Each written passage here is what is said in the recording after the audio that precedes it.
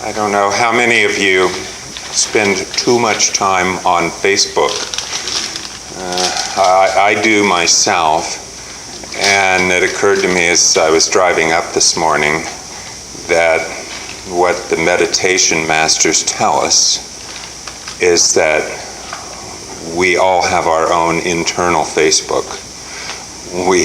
We have an internal news feed that is constant, and first comes the image of what we're planning to have for lunch, and there's the picture of it, and then there's a message about our annoying in-laws and how irritating they can be, and then the advertisements start to come up that, I saw a piece of jewelry or something that's going to enhance my life that I've just got to have, and it's a chatter that never ends, and it's very seductive.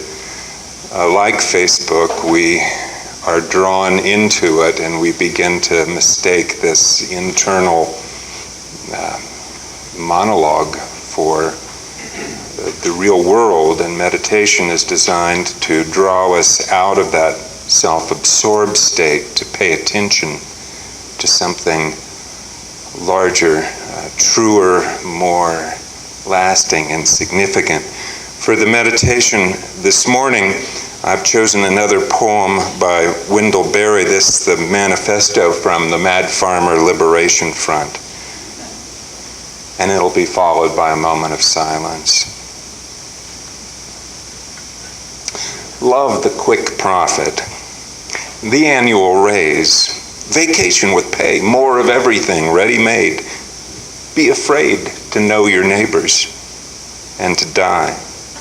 And you'll have a window in your head. Not even your future will be a mystery anymore. Your mind will be punched in a card and shut away in a little drawer. And when they want you to buy something, they'll call you. And when they want you to die for profit, they'll let you know.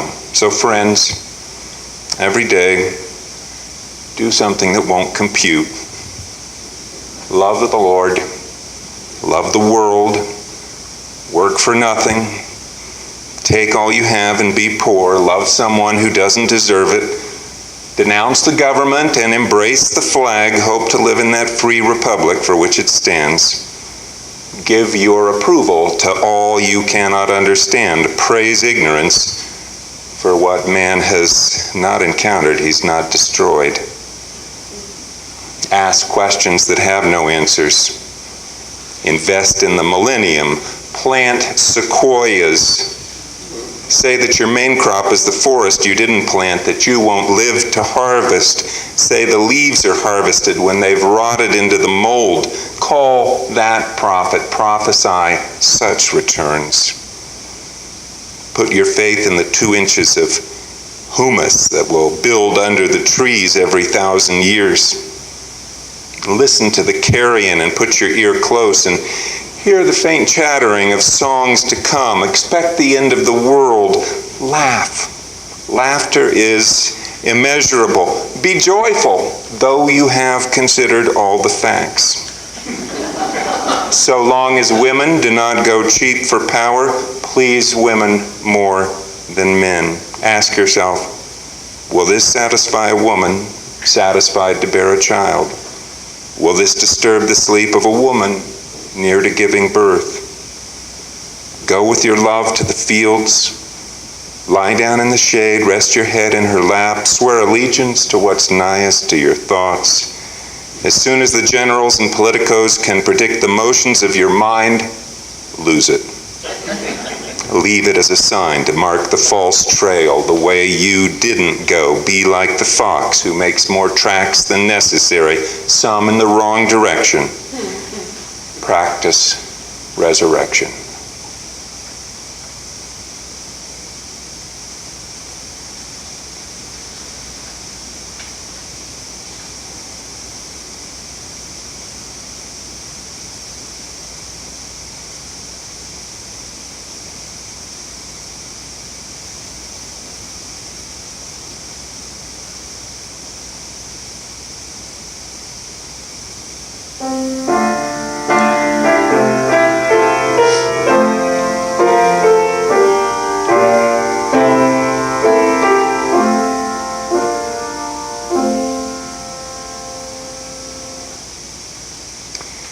fantasies reveal a lot about ourselves. Our phobias, our hidden desires, our unexamined motives. And group fantasies also say a lot about our culture, our society's real values as opposed to the ones that get so much lip service. And that may be part of what accounts for the fantastic popularity of shows like Who Wants to Be a Millionaire? 363 original episodes. Started back in 1999. There are 3,000 episodes still in syndication. Back in the day, I quite often found myself watching for the same reason as 18 million other viewers who were tuning in, pitting my wits against the contestants to see if I could answer the tough questions, like what's the capital of Australia? Hint, it's not Sydney or Melbourne. Yeah. Groaning when they would miss the easy ones. In this 1950s Chuck Berry tune, which classical composer was asked to roll over? The questions were, they were harder than you expected, but they weren't impossibly hard, so any of us could sit there watching the TV and imagine that it could be us listening to Regis ask, is that your final answer? And, maybe we would be the ones winning big time, and who hasn't at one time or another entertained that fantasy of instant wealth and riches. And while I did watch and enjoy the show on one level, I was also bothered by it because, I had to ask what accounted for the amazing ratings it got. Why did it spin off this host of imitators from Slumdog to Who Wants to Marry a Multi-Millionaire? All with the drawing card of quick money with no real expenditure of effort. I had to ask myself, why is it that so many Americans, their fondest dream seems to be winning the lottery? Why is it that gambling is now such a huge industry? Entertainment, people spend more in casinos than they spend on movies and sports and the music industry combined. What accounts for the growth of day trading in stocks? People who think they can make a quick dollar without any of the patience or self-discipline of traditional investors. I think the popularity of Who Wants to Be a Millionaire can be explained because it touched a cultural nerve. Its Nielsen's were so high because people started to lose the ability to separate fantasy and reality. Not only did they imagine that appearing on Celebrity Apprentice might be a good resume for being a judge or a senator or a president, more and more seem to believe that the good life is in quick and easy reach, the good life being defined solely in material terms, and the way to get there being mostly a matter of luck and timing rather than hard work and perseverance. And this is a delusion. There may be some grain of truth in it. I don't want to say that money's not important or that the fickle finger of fate doesn't play some role in determining who becomes wealthy and who doesn't. J. Paul Getty, remember the oil man? He was asked his advice on how to get rich. He said, get up early, work hard, strike oil. And there are serious racial disparities in the distribution of wealth that need to be addressed, and men still earn more money than women do for doing exactly the same jobs. But despite all that, to a surprising extent, the people who wind up wealthy in America don't get there because they happen to be white or male or born with a silver spoon in their mouth. And they don't get there because they happen to know who invented Velcro, or saying back up for the Supremes. If you look at the social and economic statistics, you find that people who really are millionaires have some very simple things in common. They save their money, they invest over time, they don't have flashy lifestyles, they don't drive expensive cars or wear fancy outfits. Most of them went to public schools, not to prep or private academies. Most never inherited a dime from their parents. Most of them expect to work hard, somewhere between 45 and 55 hours a week. These are all among the findings of Thomas Stanley and William Danko from their book titled The Millionaire Next Door, which examines the question of who really has money in America.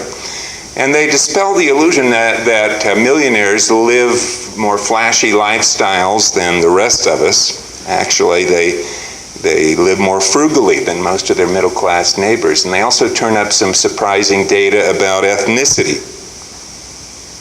You might not guess, for instance, that Turks or Palestinians are more than twice as likely to have $1 million as the average American household, but that's the case. You might not know that Americans of Russian descent are much more likely to have hit the jackpot than white Anglo-Saxon Protestants, but this is what the numbers show. Many of the millionaires they found are first-generation immigrants to this country. And then it's their kids and their grandkids who fritter the money away when they become acclimated to our shop till you drop society. So you could ask the question, is it true then that anybody can get rich if they work hard, if they save, if they live simply, if they invest? I wouldn't go that far, but that does seem to be the implication of the life story of Osceola McCarty of Hattiesburg, Mississippi.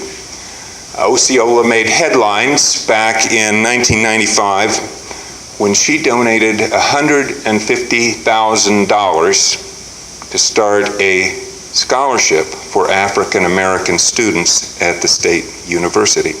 She was 88 years old when she set up this charitable trust, and she started work in the 6th grade when she had to drop out of school in order to take care of a sick aunt. And she spent the next 75 years taking in people's laundry, starting at $1.50 a bundle. Miss McCarty, who never owned a car and was in the habit of walking wherever she needed to go, noted that the secret to building a fortune is compounding interest. It's not the ones that make the big money, but those who know how to save who get ahead. And she recalls, I started saving when I was just a little girl to have some candy money, and then when I got grown, I started saving for my future. I'd go to the bank once enough, hold out just enough to cover my expenses, put the rest into a savings account. Every month I'd do that. I was consistent. And later she started getting a little smarter and putting the money into CDs and mutual funds, but it was her consistency that paid off, and her generosity, her gift of $150,000 inspired matching gifts of triple that amount. So she created this scholarship fund of almost $500,000 for black students, and then directly inspired media mogul Ted Turner to donate $1 billion to the United Nations. Here's some of Osceola McCarty's tips for getting rich. I don't like to waste. I keep everything. Clothes, furniture, housewares until it wears out. Usefulness outlasts style. I don't buy clothes very often, but when I do, I try to find something on sale, and I'll spend a little more for something of higher quality if I have the money to spare, I think a Christmas savings account is a good idea. Every year I save and prepare to spend that money. It's crazy the way people will go into debt at this time of year. Credit cards, she says, are okay for some people, but I wouldn't go for one. I'm not going to spend money I don't have buying something I cannot afford. Of course, Osceola also needed some reason to save, and part of that was self-interest. A smart person plans for the future, she said. You never know what kind of emergency is going to come up, and you can't always rely on the government. You have to take care of yourself. But part of the reason, too, was she wanted to take care of others, give other people opportunities that she never had.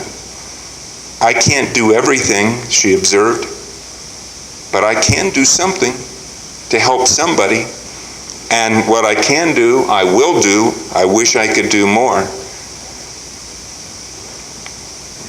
How many of us are as rich as Osceola McCarty? Rich, not just in terms of our bank accounts, but in terms of our hearts. Is wealth measured by how much we can possess and accumulate, or what we feel we can afford to share, give away? I suspect that many of us are torn between this struggle. On the one hand, there's a desire to do well, and on the other hand, there's a desire to do good.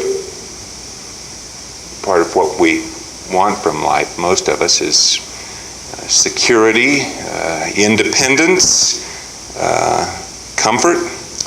But then another part of us also wants to be part of something larger than ourselves, a community of values, a community that works together for something bigger and more lasting.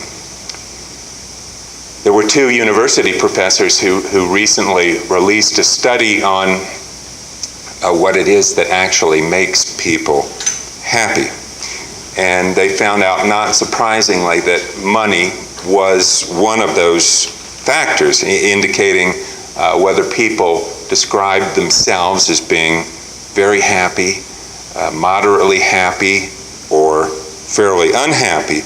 But they also found out that money was not nearly as significant or important as a host of other factors, like having a good marriage. And it was only one among a whole assortment of predictors, including being part of a meaningful religious community. Being part of a faith community, like having a 40-year successful marriage, that demands a special set of attitudes and expectations on the part of the participants. If you come into this relationship with an attitude of, what's in it for me? What can I get out of it? You're probably setting yourself up for disappointment. And unfortunately, that's the attitude of too many people in our cash and carry society. Whether it's people visiting our neighbors at St. James, or the Presbyterians are coming through our doors, they're bringing the consumer mindset of a church shopper. So they judge their experience on Sunday morning by the same criteria that they might use to judge the wares of retailers offering similar, seemingly similar products. So, I don't go to Starbucks, but how much does a cup of coffee go for at Starbucks now? $3? $4? Well, they'll they'll say, well, it's $4 for a cup of coffee at Starbucks, but the coffee here isn't quite as good, so it's worth $3 maybe. And they'll go to a movie with Tom Cruise, and that's $9. It's good entertainment. But what about listening to Gary or Monroe? Well, they're not quite as good looking. Maybe worth $5, $4. I don't know. You figure it out. And from one point of view, that's a good way to calculate what it is, the value that you receive from being part of a congregation like this one. But people who come to Unitarian Universalism, seeking spiritual goods, spiritual enrichment, are likely to be disappointed if they keep this consumer outlook. If their connection to our faith is to be more rewarding, they have to start thinking, instead of being consumers, as being co-owners or investors or shareholders in what happens here, just as the partners in a good marriage see themselves as, joint partners in the success of the enterprise, making this transition from being a consumer to being an investor. It's an emotional shift, it's a relational shift, but it's also a financial shift, because at that point most people usually start giving more generously to their faith community. And the dividends that they get back are of a very different nature. Many years ago, Mohandas Gandhi made a list of what he called the 7 sins of the modern world, and high on his list were these 2. Wealth without work, religion without sacrifice. I tend to agree with Gandhi. I think many of us suffer from the delusion that we can get something for nothing. I think that our society devalues the worth of commitment and self-sacrifice and struggle. Maybe I'm old-fashioned. In fact, I know I'm old-fashioned, but I agree with Osceola McCarty, who said that hard work gives life meaning. Everybody needs to work hard at something to feel good about themselves. Every job can be done well, and every day has some satisfactions. TV game shows, they promise you instant wealth as the key to happiness, but I don't believe that promise. The question for me is, what is it that we can promise one another? And I think what we can promise each other here, we can promise each other hard work, the hard work of caring for each other in a world that is uncaring, the hard work of creating authentic community in a world where virtual communities like Facebook are becoming the norm, the hard work of trying to live with integrity in a world that's rife with sham and deception, the work of building a place where each person is valued because of who they are, not because of what they own or what they're worth. Imagining that you're going to win the lottery or that it would solve your problems even if you did, that's far-fetched. Winning the sweepstakes is 1 in 10 million. Marrying a multi-millionaire, this is what TV producers call reality programming, but this is not my reality. This is TV reality. But it's not far-fetched at all to believe that every person, each one of us, we can do something significant with our lives. We can make a difference in this world. So that's what it means to be rich in friends, in hopes, in relationships. And that's what Barbara's going to be talking about now. As the Unitarian congregation of Taos begins its first in-person, face-to-face pledge drive, what they're going to be asking you to do is not to spend your money on some fantasy, but to consider investing in a dream.